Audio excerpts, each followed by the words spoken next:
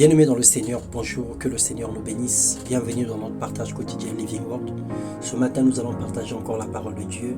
Et le thème de notre méditation, devrions-nous réclamer un salaire à Dieu? Alors pour cela, toute la reconnaissance à notre Dieu pour toutes choses qu'il fait, tant présent que passé. Merci pour ses promesses qui s'accomplissent dans nos vies chaque jour. Merci pour sa protection divine. Merci pour sa grâce. Merci pour son amour. Merci pour ses hauts et bienfaits. Et comme nous l'avons annoncé tout à l'heure, le thème de notre méditation, devrions-nous réclamer un salaire à Dieu? Dans Luc 17, le verset 7 au verset 10, la Bible nous dit ceci. Qui de vous, ayant un serviteur qui laboure ou paie les troupeaux, lui dira quand il revient des champs, approche-toi vite et mets-toi à table?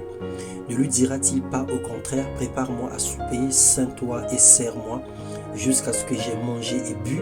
Après cela, toi, tu mangeras et boiras. Doit-il la reconnaissance à ce serviteur parce qu'il a fait ce qui lui était ordonné?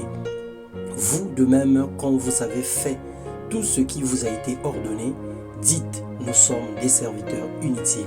Nous avons fait ce que nous devrions faire. Mon frère, ma sœur, il n'y a pas d'analogie ou il n'y a pas de comparaison entre Dieu et les patrons de ce monde ou les chefs de ce monde. Lorsqu'un homme ou une femme travaillerait un mois pour attendre un salaire calculé suivant la base des nombres de heures, Dieu lui donne un salaire avant même que nous puissions faire un travail. En effet, lorsque nous n'accomplissons pas la tâche, nous devenons donc des voleurs ou des déserteurs. Mais dans son amour, il ne cesse de nous donner des crédits. Nous n'avons rien à exiger à Dieu. Sa comptabilité est automatique pour les enfants fidèles. Sa main est toujours étendue pour nous combler les bienfaits.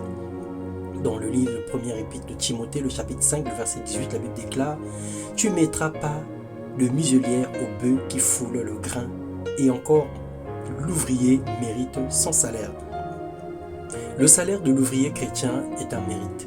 C'est un gain acquis en avance par la foi, car Dieu équipe ses serviteurs avant d'aller en mission. Il garantit leur salaire et leur sécurité. Cependant, le salaire que Dieu verse n'est pas toujours égal à une somme d'argent ou à un bien matériel. Il arrive que Dieu puisse convertir son salaire en bonne santé, en pardon, en protection divine ou en autre chose. Dans Hébreux 6, le verset 10, il est écrit « Car Dieu n'est pas injuste au point d'oublier l'activité que vous avez déployée par amour pour lui dans les services que vous avez rendus et que vous rendez encore à ceux qui... » Plusieurs fois, nous passons par l'ombre de la mort, mais le Seigneur verse le crédit de la vie sur nous à cause de nos bonnes actions. Il regarde dans le livre de souvenirs pour récompenser ses serviteurs. Et souvenez-vous de Dorcas dans les Actes des Apôtres, souvenez-vous de Mardochée dans le livre d'Esther. Lorsque le Seigneur regarde dans le livre de souvenirs, le Seigneur voit tout ce que nous faisons dans le secret et même en public.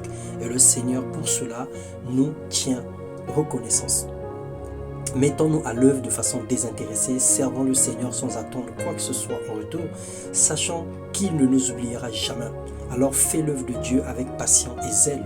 Sers le Seigneur de tout ton cœur, donne-lui tout ce que tu as, parce qu'il est le maître de temps et des circonstances, il est redevable à personne.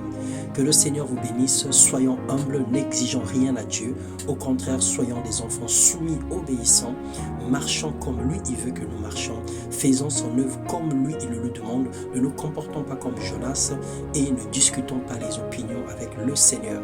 Il est notre Dieu, il est notre Père, il sait de quoi nous avons besoin, il sait ce que nous pouvons faire, il connaît les capacités qu'il investit en chacun de nous. Que le Seigneur nous bénisse et nous garde dans son amour, que le Seigneur comble nos vies et accomplisse ses plans pour les 3 jours qui restent pour finir cette année. Soyez abondamment et puissamment bénis dans le nom de Jésus-Christ.